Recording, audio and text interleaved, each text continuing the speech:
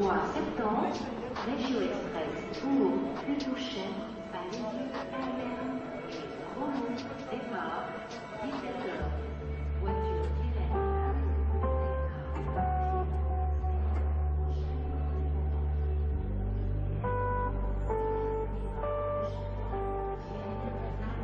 C'est impossible de se promener en Suisse sans tomber sur un de ces panneaux électoraux. Votez oui, votez non. Les Suisses sont consultés tout le temps et sur tous les sujets. Et le plus incroyable, c'est que cet exercice quasi permanent de la démocratie, eh bien, il fonctionne parfaitement. Là encore, les Suisses nous montrent l'exemple. Reportage de Jérôme Tournier et Didier Dahan.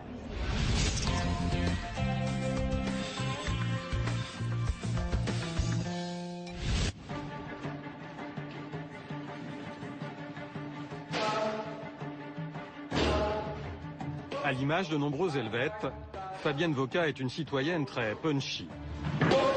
Boxeuse à ses heures, capable de frapper fort, comme de mobiliser les habitants de sa ville, Zurich, contre certains projets de la municipalité. En février 2013, le Parlement de Zurich, l'équivalent de notre conseil municipal, adopte à une écrasante majorité un projet de nouveau stade de foot. Ce projet, c'est une arène de 19 500 places destinée à accueillir les matchs du FC Zurich et des Grasshoppers, montant 175 millions d'euros. Seulement, il y a déjà un stade à Zurich, rénové en 2008 avec l'argent du contribuable pour 190 millions d'euros. Et pour Fabienne Woka, c'est amplement suffisant. On a déjà ce stade, mais les fans y trouvaient qu'il n'y avait pas assez d'atmosphère ici, donc il fallait construire un deuxième stade. Le problème du deuxième stade est qu'il devait être financé à 100% par les citoyens. Donc on ne voyait pas pourquoi c'était aux citoyens de payer entièrement un stade de foot pour des professionnels. C'est pas possible qu'on investisse un tas d'argent comme ça lorsqu'on a tellement d'autres devoirs qu'on dit on n'a pas d'argent. Pour cette citoyenne engagée, il y a d'autres priorités, comme le logement social par exemple. Elle décide donc avec une cinquantaine de Zurichois de tous bords politiques de lancer un référendum.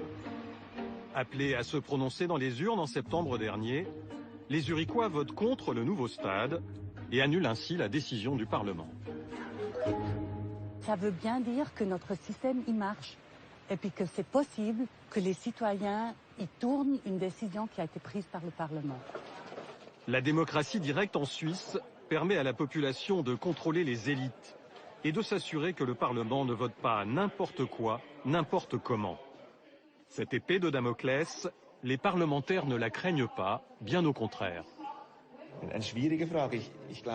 On sait que c'est le peuple qui a toujours le dernier mot, mais on n'a pas peur de cela, au contraire. Ça donne une possibilité au peuple de réagir. Nous, on apprécie bien sûr d'avoir du pouvoir en tant qu'élus de la ville, mais on ne souhaiterait pas en avoir davantage. La menace permanente d'une sanction populaire conduit les élus à faire de la politique autrement et à réfléchir à deux fois au moment de voter. Ça favorise le débat. Ça oblige à développer un argumentaire solide. Et ça conduit à des compromis permettant de dégager des majorités. Pour ça, il faut mettre en avant les meilleurs arguments.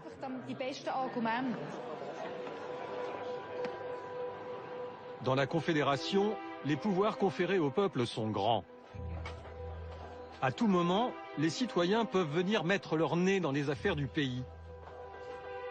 Que ce soit au niveau communal, cantonal, la Suisse c'est 26 cantons, 26 États indépendants dotés chacun de leur constitution, ou encore au niveau fédéral pour les décisions qui engagent la nation. Les Suisses votent sur tout, sans tabou, et ils sont souvent bien moins conservateurs qu'on ne pourrait l'imaginer. Ainsi, les Vaudois, en 2012, ont légalisé le suicide assisté, même dans les établissements médicaux spécialisés. Une initiative largement plébiscitée. Au plan fédéral, les Suisses n'ont pas hésité à dire oui dès 2008 à l'usage du cannabis thérapeutique. Sur le plan des mœurs, la prostitution est légale en Suisse. Et à Zurich, la population a voté cette année pour ces drive-in du sexe, des box pour voitures où les clients viennent rencontrer les prostituées. Les Suisses savent aussi se montrer très responsables. En 2012, alors qu'ils n'ont que 4 semaines de vacances, ils ont dit non à 2 semaines de congés payés supplémentaires. J'ai voté non. Pourquoi? Alors, vous savez, on vit en symbiose complètement avec la France ici à Genève. On entend tellement parler des 35 heures, que c'est le marasme, c'est tout. J'étais sûre que les Suisses allaient voter contre. On a tout intérêt à travailler davantage. Ça créerait aussi du travail et j'ai beaucoup de peine à comprendre que les Français aient tellement envie de vacances, de repos et de congés. La démocratie populaire en Suisse remonte au XIIe siècle, avec la tradition des Landsgemeinde, les assemblées de citoyens qui se réunissent pour voter à main levée sur la place du village. Cette pratique subsiste encore aujourd'hui dans 2 cantons, comme ici à Glaris.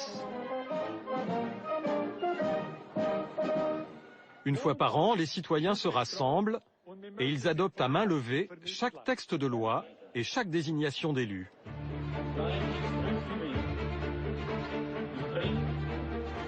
Aujourd'hui comme hier, en Suisse, la démocratie populaire commence toujours dans la rue.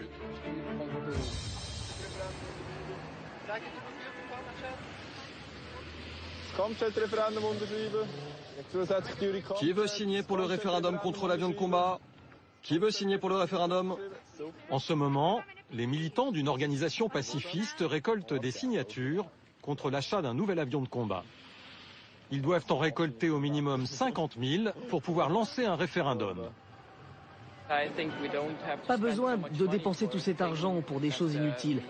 On est neutre. En Suisse, chaque jour, des centaines de personnes prennent le temps de signer, même sous la pluie. Signer, c'est un acte citoyen, fondateur en démocratie. Il y a 20 ans, moi aussi, j'ai collecté des signatures dans un petit village pour m'opposer à l'achat de l'avion de combat F-18. C'est du gâchis d'argent public, de ressources humaines, d'intelligence et de matières premières. On n'a pas besoin de ça.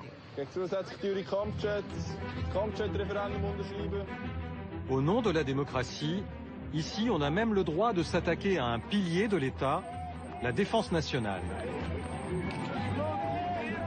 Ces pacifistes militent pour une Suisse sans armée, ce qui ressemble à une provocation dans un pays où chaque homme est aussi un soldat jusqu'à l'âge de 30 ans.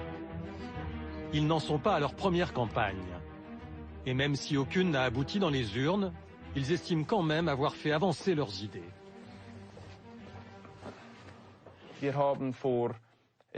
y a 4 ans, nous avions déjà lancé une initiative contre de nouveaux avions de combat pour que la Suisse n'en achète plus jusqu'en 2019. Après avoir collecté le nombre de signatures requis, le gouvernement a décidé de repousser ces achats d'avions. On a donc retiré notre initiative. C'est bien la preuve que la pression de notre organisation a fonctionné. Aujourd'hui, les pacifistes repartent en campagne. Car le Parlement fédéral vient de remettre le sujet sur le tapis. Alors, ils se sont remis à collecter des signatures contre l'achat d'un nouvel avion de combat. Chaque formulaire va être envoyé dans la ville où est inscrit le signataire, car chacun fait l'objet d'une vérification scrupuleuse par les services communaux, comme dans ce département de la municipalité de Zurich. Voilà les signatures que nous venons de recevoir. Ici, on vérifie l'identité et l'inscription des signataires sur les listes électorales de la ville. Chaque signature valide est certifiée pour éviter les doublons. Si une personne signe 2 fois en faisant la recherche dans la base de données, ça apparaît immédiatement. Ce service emploie 8 agents municipaux chargés de vérifier en moyenne 150 000 signatures par an. La vérification coûte de l'argent, mais c'est le prix à payer pour le bon fonctionnement d'un système cher aux Suisses et pour une démocratie apaisée. Pour un politologue de l'Université de Genève, c'est assurément un investissement utile. La démocratie directe en Suisse, c'est vraiment un instrument qui permet aux citoyens et citoyennes d'exprimer leurs préférences sur des objets concrets. Dans d'autres pays, le seul moyen d'exprimer son opinion politique, c'est d'élire des représentants. En Suisse, on élit des représentants, mais en plus, on a la possibilité de s'exprimer sur les objets concrets. Et ça, les gens... dans la rue, dans les autres pays. Oui, mais dans la rue, c'est quand même beaucoup moins efficace. Et puis c'est beaucoup plus conflictuel, ça coûte beaucoup plus d'argent. Là, quelque part, on règle le problème en amont. Et de fait, il y a beaucoup moins de manifestations dans la rue en Suisse parce qu'on a l'occasion de s'exprimer via la démocratie directe. La démocratie directe, c'est aussi la possibilité pour le peuple d'introduire de nouvelles lois en lançant des initiatives populaires. Pour qu'elles soient soumises au vote, ces initiatives doivent recueillir au moins 100 000 signatures.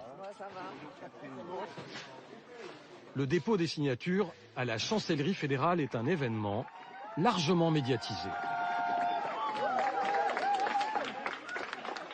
L'UDC déposait ce matin à Berne son initiative populaire sur la criminalité étrangère.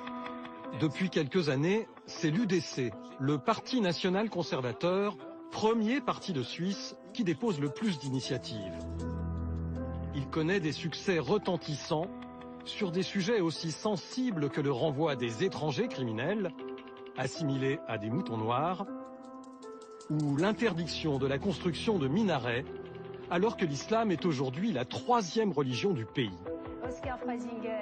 En 2009, un tribun de l'UDC squatte les plateaux télé. Je prends certaines utilisations de ce minaret, par exemple dans le discours de ce Premier ministre. Moi, je veux dire, là, vous citez oui, soyons clairs, il dit ce sont nos baïonnettes. Alors, s'il veut planter des baïonnettes quelque part, qu'il le fasse dans son pré carré à lui, mais je n'ai pas tellement envie qu'il le fasse chez nous. Et c'est cette suspicion que nous avons. Nous avons, quelque part, la crainte que ce soit simplement la pointe visible de quelque chose que nous ne contrôlons plus après. Donc, nous donnons Esther Mamar-Bachi est la présentatrice vedette d'Infrarouge, une émission de débat politique diffusée chaque semaine en prime time sur la RTS, la télévision suisse romande. Dans son émission, il n'y a pas de tabou. On doit pouvoir parler de tout avec tout le monde. Je ne pense pas du tout qu'on fasse, si vous voulez, le lit du populisme, mais c'est vrai qu'on montre à l'image des gens qui savent s'exprimer. Et parfois, parmi les populistes, il y a des gens qui savent particulièrement bien s'exprimer. Mais je pense que l'important dans le débat, c'est surtout de véhiculer des idées différentes, de confronter les idées, puis après, libre au téléspectateur de faire son choix. En Suisse, il y a aussi des bonnets rouges. Mais ici, ce sont les jeunes socialistes. En novembre dernier, ils défendaient une initiative populaire, la 1-12, pour limiter les écarts salariaux en entreprise dans un rapport de 1 à 12. Avec une initiative 1-12, qu'est-ce que vous faites?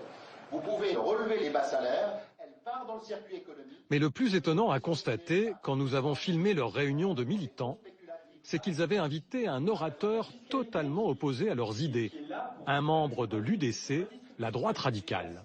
Je dois dire que cette initiative 1-12, elle entraînera un nombre d'effets pervers et mettra encore plus de pression sur les bas salaires.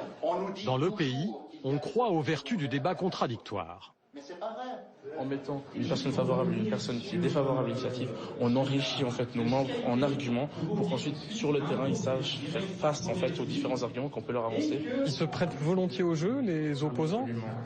C'est le jeu politique finalement en Suisse parce que je crois que même si on est des politiciens et que l'on ne partage pas du tout les mêmes points de vue, on s'entraide quand même parce qu'on veut tous le succès de la Suisse.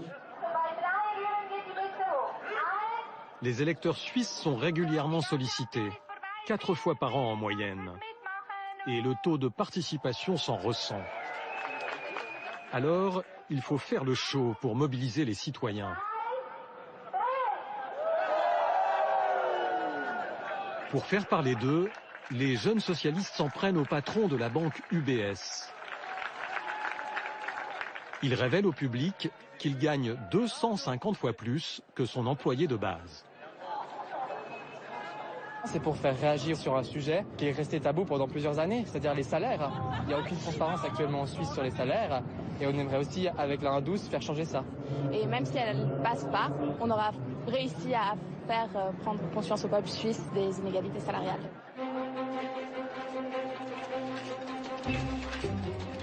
Un mois avant la date du scrutin, le matériel électoral est expédié aux électeurs. Ils vont voter sur l'initiative 1-12 pour des salaires équitables, mais aussi sur d'autres sujets qui concernent aussi bien le pays que les cantons ou les communes. Dans ce petit village du canton de Neuchâtel, ils vont pouvoir s'exprimer sur pas moins de 8 sujets différents.